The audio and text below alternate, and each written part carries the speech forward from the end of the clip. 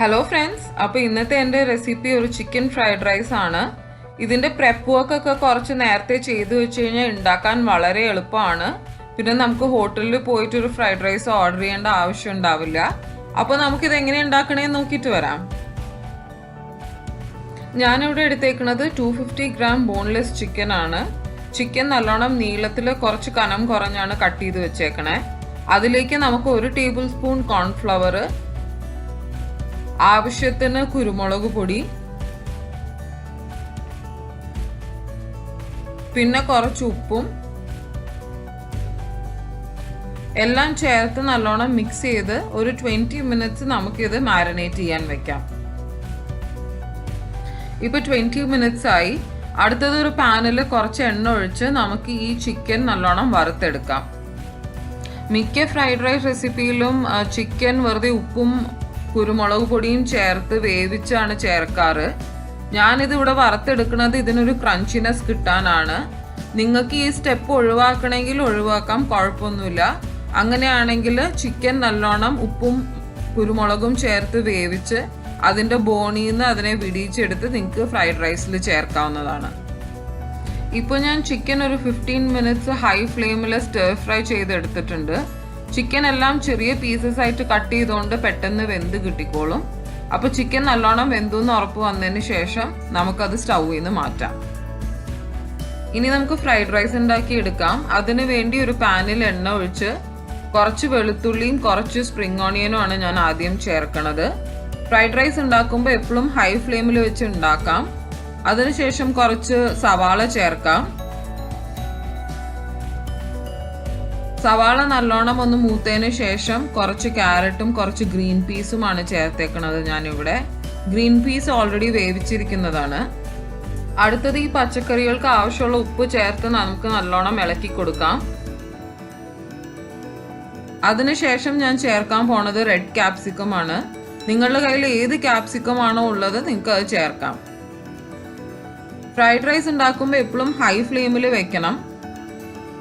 ഈ പച്ചക്കറികളൊന്നും അധികം വെന്ത് കുഴയാൻ പാടില്ല, ഒരു ക്രഞ്ചിനെസ് വേണം.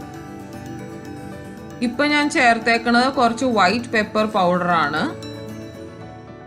പെപ്പർ പൗഡർ ചേർത്ത് നല്ലോണം മിക്സ് ചെയ്തതിന് ശേഷം നമുക്ക് ഈ പാനിൽ തന്നെ എഗ്ഗ് സ്ക്രാമ്പിൾ ചെയ്തെടുക്കാം. അതിനു വേണ്ടി നടുവിൽ കുറച്ച് സ്ഥലം ഒതുക്കി കുറച്ച് എണ്ണ ചേർത്ത് കൊടുക്കാം. എന്നിട്ട് 2 മുട്ട നല്ലോണം ബീറ്റ് ചെയ്ത് അതിലേക്ക് ഒഴിച്ചു കൊടുക്കാം. ഈ മുട്ടയ്ക്ക് ആവശ്യമുള്ള ഉപ്പും കുറച്ച് പെപ്പറും ഇതിലും ചേർക്കാം.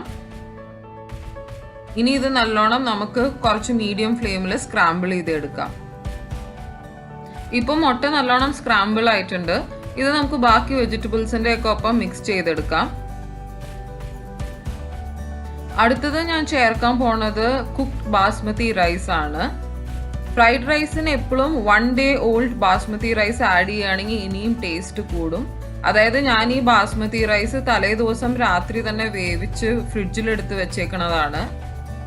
ഇങ്ങനെ ചേർക്കുകയാണെങ്കിൽ റൈസിന്റെ ടെക്സ്ചറും മെയിൻറ്റെയിൻ ചെയ്യാൻ ഹെൽപ്പ് ചെയ്യും. അപ്പോൾ ഞാൻ ആദ്യം 1 കപ്പ് റൈസാണ് ചേർക്കണത്.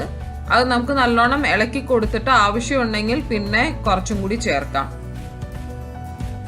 ബാസ്മതി റൈസ് ഞാനൊരു 20 മിനിറ്റ്സ് വെള്ളത്തിൽ സോക്ക് ചെയ്ത് വെച്ചിട്ട് അതിനുശേഷം കുറച്ച് ഉപ്പും കുറച്ച് എണ്ണയും ചേർത്താണ് വേവിച്ചെടുത്തേക്കണത്. ഇപ്പൊ ഞാൻ മിക്സ് ചെയ്ത് നോക്കിയപ്പോൾ കുറച്ചും കൂടി റൈസ് ചേർക്കാന്ന് തോന്നി. അതുകൊണ്ട് ഒരു 1/2 കപ്പ് എക്സ്ട്രാ റൈസ് ആണ് ഞാനിവിടെ ചേർത്തേക്കണത്. റൈസ് ചേർത്ത് നല്ലോണം മിക്സ് ചെയ്തതിന് ശേഷം അടുത്തത് നമുക്ക് സ്റ്റർ ഫ്രൈ ചെയ്ത് വെച്ചിരിക്കുന്ന ചിക്കനും ചേർക്കാം ഇതിലേക്ക്. ഞാൻ ആദ്യമേ പറഞ്ഞ മാതിരി വെറുതെ വേവിച്ച ചിക്കനും നിങ്ങൾക്ക് ഇതിലേക്ക് ചേർക്കാവുന്നതാണ്. ചിക്കനും ചേർത്ത് നമുക്ക് നല്ലോണം മിക്സ് ചെയ്ത് കൊടുക്കാം.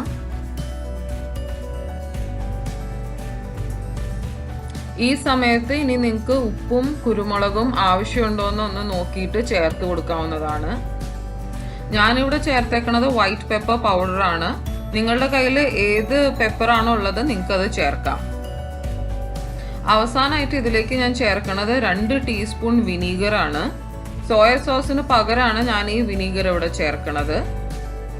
വിനീഗറിന്റെ പുളി ഒന്ന് ബാലൻസ് ചെയ്യാൻ വേണ്ടി നമുക്കൊരു 1/2 ടീസ്പൂൺ പഞ്ചസാരയും ചേർത്ത് കൊടുക്കാം.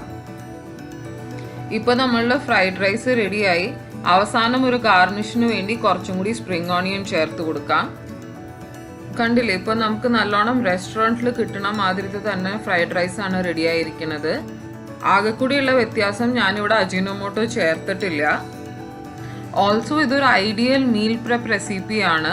നമുക്ക് ചിക്കൻ ഓൾറെഡി നമുക്ക് വേവിക്കുകയോ അല്ലെങ്കിൽ വറുത്ത് വെക്കുകയോ ചെയ്യാം. റൈസ് ഓൾറെഡി കുക്ക് ചെയ്ത് വെക്കാം. ആവശ്യമുള്ള പച്ചക്കറികളും നമുക്ക് കട്ട് ചെയ്ത് ഫ്രിഡ്ജിൽ വെക്കാം. ഇതൊക്കെ റെഡി ആണെങ്കിൽ ഇത് തയ്യാറാക്കാൻ വെറും 10 മിനിറ്റ് മതി. അപ്പോൾ എല്ലാവരും ഈ റെസിപ്പി ഒന്ന് ട്രൈ ചെയ്ത് നോക്കൂ. എൻ്റെ ചാനൽ ഇഷ്ടമായവർ please like, share and subscribe to my channel. അപ്പോൾ വീണ്ടും ഒരു റെസിപ്പിയുമായി നമുക്ക് പിന്നെ കാണാം. Thank U.